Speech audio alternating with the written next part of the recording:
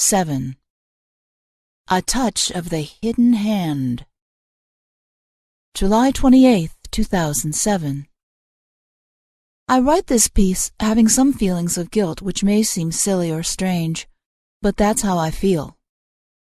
I was, on July 26th, scheduled to chat with a man named Ambrose Lane on a show called We Ourselves, which goes out on a channel called XM Channel 169, The Power. Ambrose has other unrelated shows on WPFW, a Pacifica station covering the Washington, D.C. metro area, as far north as Baltimore and as far south as Richmond, Virginia. Ambrose's shows are archived at www.weourselves.org. However, the call for me to go on the show on July 26th at 8 p.m. BST never came, and I wondered why. The following day I found out. The network XM Channel 169, which hosted the We Ourselves show, had canceled it and fired the host, Ambrose Lane. This came as a shock to everyone, and as far as I know at the time of writing, XM have given Ambrose Lane no credible reason for their sudden decision. In this article, I have tried to put together the main points that I was hoping to have discussed in the interview. On the show, I was due to be speaking with Dr. Judy Wood as well, about the latest evidence she has found which shows that an advanced but unknown type of directed energy weapon was used to destroy most of the WTC complex. Over the last few months and weeks, I've been in regular communication with Dr. Judy Wood regarding her ongoing study and presentation of this evidence. There are a number of reasons for counting this as the strongest hypothesis.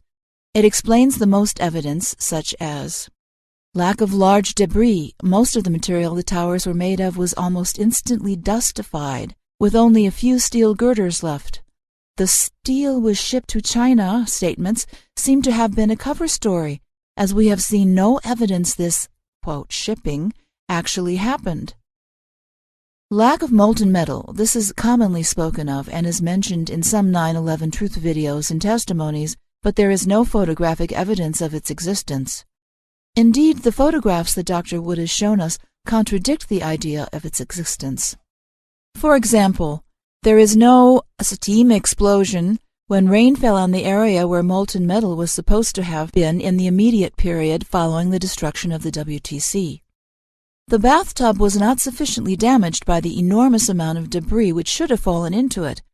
We know that Lower Manhattan was never flooded. Toasted cars, over a half a mile from the WTC. You can see all the evidence laid out at drjudywood.com. Following a number of stories that have recently appeared in the press and on the web, and following discussions with a mutual friend of Dr. Wood and myself, Frank Ferguson, we had developed a concern that this weapon, because we accept it exists, could be used again in the next false flag operation, perhaps to fake the threatened Al-Qaeda nuclear attack on U.S. soil in, shall we say, a very significant place such as Washington, D.C. Our concerns were amplified in recent days as we have heard more and more terror talk from the likes of Michael Chertoff saying, "I believe we are entering a period this summer of increased risk. Summertime seems to be appealing to them," he said of Al-Qaeda. "We do worry that they are rebuilding their activities." Also, Air Force General Victor Jean Renoir has said that while the terrorism threat within the nation's boundaries has increased in the past year, he added, quote, "I'm concerned that this will happen this summer. I have to be concerned that it could happen any day," unquote. Additionally, on July 19th, Paul Craig Roberts, a former Assistant Secretary of the Treasury under Reagan, was quoted as saying, "The administration figures themselves and prominent Republican propagandas are preparing us for another 9/11 event or series of events," he said. You have to count on the fact that if Al-Qaeda is not going to do it, it is going to be orchestrated. Added to these ominous statements, one of the main items we wished to discuss was an article that appeared in the Washington Post on 10th of May, 2007, entitled, "Bush Changes Continuity Plan." In this article, it mentions, quote, "the prospect of a nuclear bomb being detonated in Washington without warning, whether smuggled in by terrorists or a foreign government, has been cited by many security analysts as a rising concern since the September 11, 2001 attacks, unquote. Toward the end of the article, it says, White House Homeland Security Council staff Francis Fargo's Townsend is to produce an implementation plan within 90 days. Homeland Security Secretary Michael Chertoff will continue to coordinate operations and activities, the director said.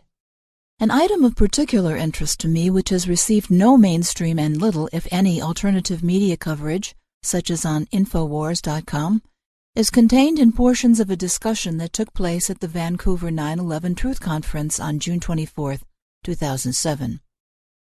This bizarre discussion was between Brigham Young University physics professor Stephen E. Jones and Dr. William Deagle. In it, Dr. Deagle stated that 22 U.S. cities have been pre-wired with nukes. They were also discussing the possibility of another 9/11 type attack, and Professor Jones was heard to say, about 30 minutes into the discussion, see Chapter 6, quote, One other exercise is that we have learned that with evidence we can learn a great deal, so that if there is an event, and we won't even name a city, let's just say an American city, blamed on Iran, certainly there will be 9/11 truthers nearby, and I hope they realize the importance of collecting a sample, right? Whether that's dust, also radiation, right? Having a radiation detector handy if you've got one. Whether it's a Geiger. If you send me a sample, I'd be glad to look at it, and I'm sure you would too, Bill. So, if there is such an event, the reason I'm emphasizing this is because it's a bit of a warning. If there are perpetrators thinking about such another 9/11, they better think twice, because 9/11 truthers are out there. We're watching. We will get samples. We know what to do. Evidence-based studies we can do very quickly, and we can put an end to lies on the next 9/11 which I hope we'll avoid, etc. These really are extraordinary statements to come from two supposedly well-qualified scientists. There seems to have been a concerted and probably coordinated effort on the Internet to either attack Dr. Wood herself or divert attention from the data she presents. For example, the new association called Architects and Engineers for 9/11 Truth, or AE911truth.org, has not discussed nor mentioned in any detail Professor Wood's extensive study, even though Professor Wood herself has degrees in engineering subjects. Ancillary to the study of the WTC photographic evidence that Dr. Wood has studied, it has been found that a number of companies that NIST contracted to contribute to the NC Star 1 report have links to directed energy research or products. One example is ARA, or Applied Research Associates, www.ara.com, who produced the plane crash animations. They are also a defense contractor and silver-level founding sponsors of the Directed Energy Professional Society, or DEPS. As a note to this area of study, former Transport Secretary Norman Mineta is frequently quoted as someone who tried to highlight anomalies in the story of VP Cheney's account of what happened with the supposed plane which hit the Pentagon. Mineta stated to Lee Hamilton of the 9/11 Commission that he was in a bunker when Cheney apparently declined to give a shoot-down order for a plane that was about to crash into the Pentagon. Note that, if the events went as Mineta described, the following coming and going from the room wouldn't have time to leave the room and return. If the, quote, plane were actually traveling at 550 miles an hour, 10 miles is covered in about 1 minute. Part of that time would be spent in the dialogue, "Do the orders still stand?" So it would seem unlikely that this fellow would have time to even leave the room and return for the next dialogue.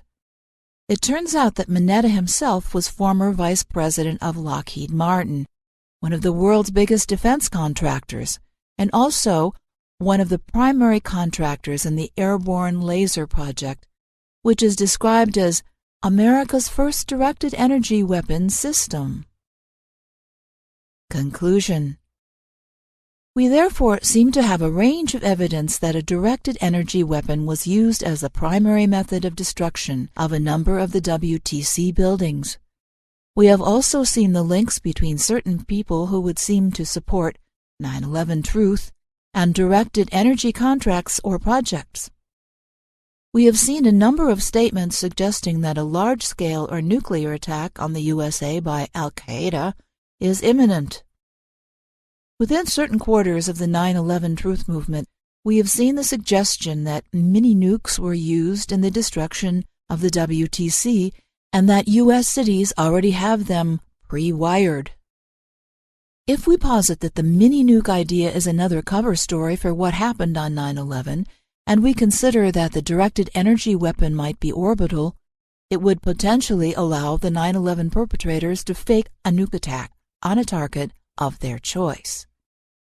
The main point here is that any real nukes being moved by land, air, or sea would probably be, at some point, detected if any of the current security systems actually function in any useful way.